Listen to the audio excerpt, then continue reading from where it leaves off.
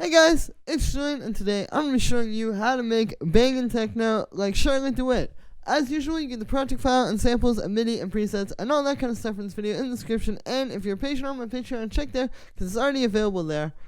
And yeah, let's get started. So this loop here in the intro, we're at 132 BPM. The first sound I have here is the kick, which sounds like this.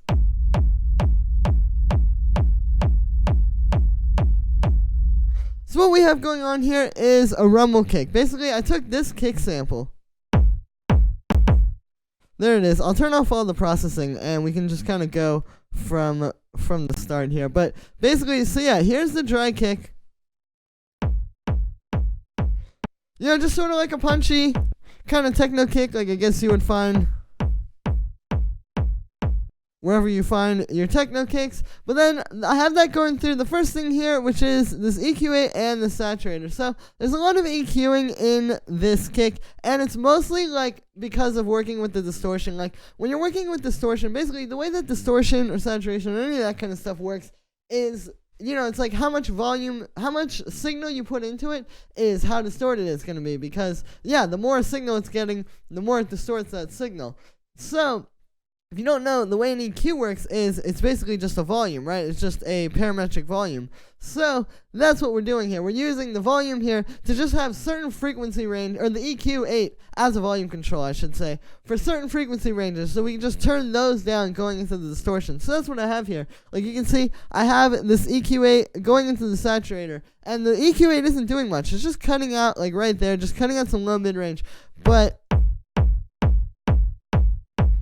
you'll hear it more when we have all the other effects on there. But, you know, it's just kind of cleaning up that area, or that sort of range going into the distortion. And then I have the saturator there. Here's without that.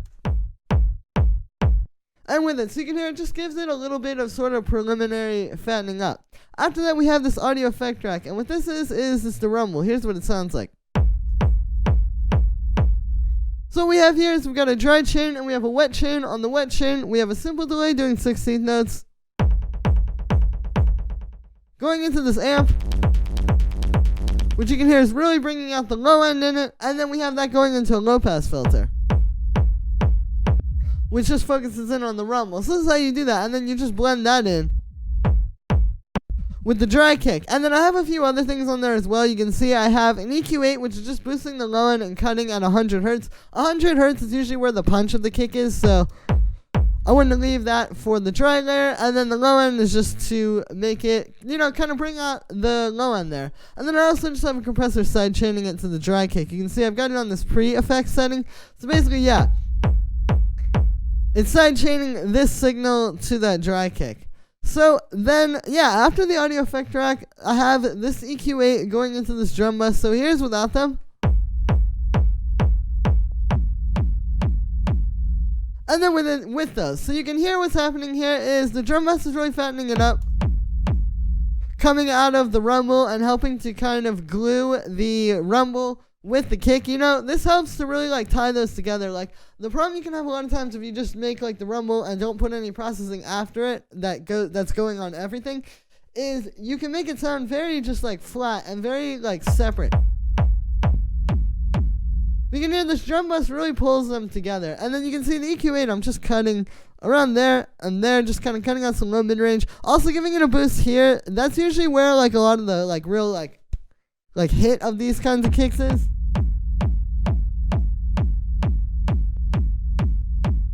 You can hear the difference there when I turn that off. So yeah, and then the drum bus, we just got it on the hard setting, got the drive and the crunch up. And I also have the transient shaper up a little bit, so it's making it hit a little bit harder. Here's without that.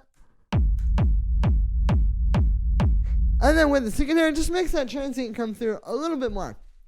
After that, we have this limiter, which sounds like this. So you can hear it's just doing sort of some final like maximizing on the kick. I feel like it just kind of takes the rumble and the kick and does even more kind of like gluing them together. This is what a limiter is really good for, you know.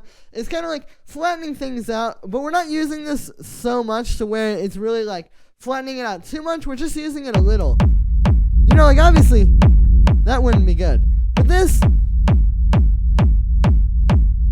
it's just enough to where it's like, it's not so noticeably limiting it where you would say like, oh, that's so flat, like it's got no dynamics. Again, it's just helping to kind of flatten it out a little and bring the kick closer together with the rumble, and also just make it hit a bit harder. And the last thing we have on here is another EQ8, which sounds like this. Here's without it. And with it, so you can, this just takes the whole thing and ties it together at the end. You can see I've got a low end boost, I've got a low mid-range cut, which is kind of cutting on some muddy stuff. I've got a boost here, kind of like I was saying with that other EQ. That's where a lot of the like real punch is. You can hear when I turn it off and on. And then I also have a high end boost. And that is it for the kick. The next thing that we have here is the 303, which sounds like this.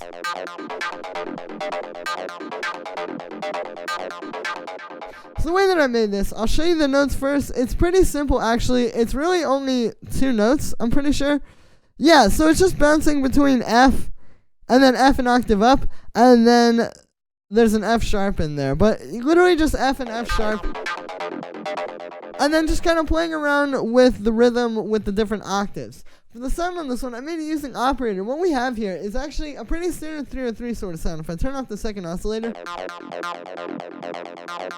not really anything too crazy there. But then what's happening here is, so we have a saw wave going into a bandpass filter, again, standard 303. But then I have the second oscillator doing some FM with a sine wave. You can see I've got an octave up. And then I have that being automated, like this. So if I turn off the filter, you can hear it a little more, and I'll turn off the echo. So basically, it's just bringing in that FM thing, and I just kind of have it like playing around with the rhythm there. And then what happens is that goes into the bandpass, and then you can hear it just kind of blends in. So it sounds more just like a cool part of the pattern, as opposed to like so obviously like the super strong, choppy sort of FM sound. So, you know, kind of a cool way to make an interesting, more modern sort of 303. You know, something with Charlotte DeWitt's music is she uses a lot of 303, but she's very good at doing these kind of, like I said, like more modern 303s where, you know, it's not just a saw wave going through a low pass with a bunch of resonance. There's a little bit more to it. You got to get a little bit more creative with it. And so that's kind of the idea there. After that, I just have a bit of overdrive to kind of fatten it up. Here's without it. And with it, so you can, this is really important as well. It takes it away from just like that dry, clean synth sound. It makes it a lot fatter and stronger, and makes it sound more like a 303. After that, we have a bit of echo. Here's without it. And then with it, so you can hear this is just kind of like filling in the space there, as I always say, you know, adding some extra rhythm. And I feel like it just makes it sound more like a song, if that makes any sense. Like without it, it's just so dry and dull. But this really feels like something more interesting that you would actually hear in a track, as opposed to just like a synth demo. After that, we have this drum bus, which is doing some extra fattening up. Here's without it. And then with it, so you can hear this again, like I was saying with the overdrive, just takes it from sort of like the dry, clean synth sound, helps to fatten it up a little bit, make it sound a little bit more textured. And then the only other things we have on there is just a compressor side chaining it to the pre-effects kick, just like I did with the rumble, and then an EQ8 cutting out the lawn, and that is it for the 303. Next thing we have here is this little whoop, which sounds like this.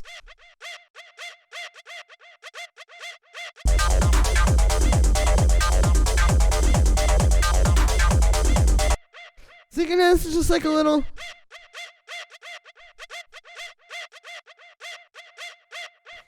whoop sample. Yeah, really simple, and I've just brought this into a simpler here. And then you can hear we've got it playing this pattern. With this one, this is something I was trying to get like that Space Raiders type of vibe. And with this one, an important thing is the length of the notes. Like, especially if you listen to Space Raiders, like her remix of Space Raiders. As you can see, like those, like those kind of notes where it's like really short and staccato and then it holds out, are really important for the vibe on this one. If I just make it all legato, it just doesn't have that same vibe to it, you know?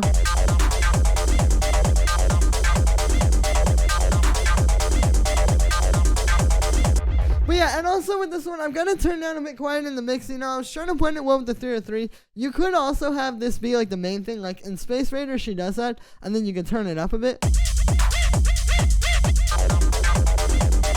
But I wanted to blend it with the 303, so it's a little bit quieter in the mix. But yeah, so for effects on this one, I just have a bit of overdrive. Here's without that.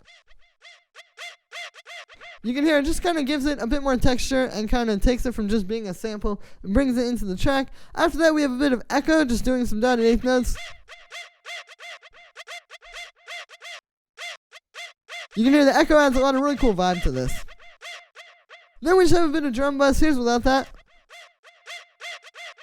And then with it, so you can hear just kind of adding a bit more texture, fattening it up a little bit. And then we just have a compressor side chaining into the kick and an EQ8 cutting out the lawn. That is it for the whoop. After that, we have this ride cymbal, which sounds like this. So this is really simple. It's just a ride. And you can see I brought it in here, and I've got it playing down really low. And I've also got this kind of thing where it's like the velocities are like kind of going up like that. So that's a pretty popular thing in not just Charlotte the Witch tracks, but also in a lot of techno. Kind of doing this with the ride, you know. And also tuning it down gives it kind of a more like raw feel. I feel like it gives the overall track like a more kind of grungy, dark feel. Versus like if we play it up in the original key of this sample. It's very clean, right? But when you put it there, there's just something like that. The sound of like pitching it down just makes it really dark like that, which I think sounds good. So the only thing I have on there is just a high pass filter inside of the simpler. That is it for the ride. The next thing that we have here is this little operator hi-hat, which sounds like this. So this is pretty simple. I've made a few of these in my videos before. You can see all this is it's just some white noise. I've got a volume envelope which is shaped like that, going into a bandpass filter. So there's before the bandpass. And then with it, so you can hear the bandpass is what takes it and makes it, you know, actually sound like a hi-hat of some sort. After that, the only effect I have on there is just a drum bus. You know, the drum bus, you can hear, helps take it away from just sounding like some white noise in a synth and makes it sound, you know, more like a textured, kind of full, actual percussive hi-hat sound. And yeah, these hi-hats are not that complicated. I love making them, though, because you get so much control. Like, I mean, you can make so many different styles of hi-hat just by moving the frequency of the filter. And like turning up the resonance, you know? Like there's just so much that can be done this way, and you can make so many different styles of hi-hats. I often find myself making these kinds of hi-hats when I'm trying to make something, you know, like if I hear something in my head and I don't want to sit and try to find a sample, you can just do this and make it exactly how you want it to be. But yeah, that is it for the operator hi-hat. The next thing we have here is this little shaker, which sounds like this. And it's pretty simple. There's actually no effects on this. I mean, with this, it's just playing on the upbeats, you can hear.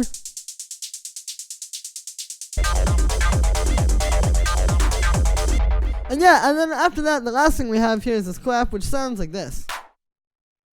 And so this is just a really small detail, you know, it's just playing on that little 16th note there after the 2. It's not even got any effects on it. Like, it's just a little clap.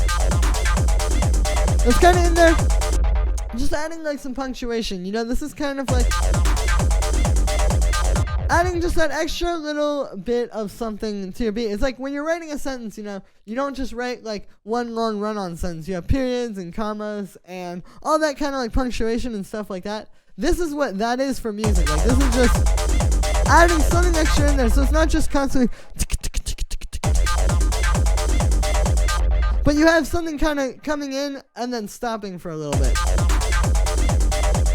to add some space to the track. And yeah, so that's me for this one. Thank you very much, everybody. I hope you guys enjoyed. As always, make sure to like this video as well as subscribe, and let me know what you think of this video in the comments. Once again, you get the project file and samples from this video in the description, and if you're a patron on my Patreon, check there, because it'll all be available there shortly, if it's not already. And yeah, thank you so much, everybody, and I'll see you tomorrow with another video.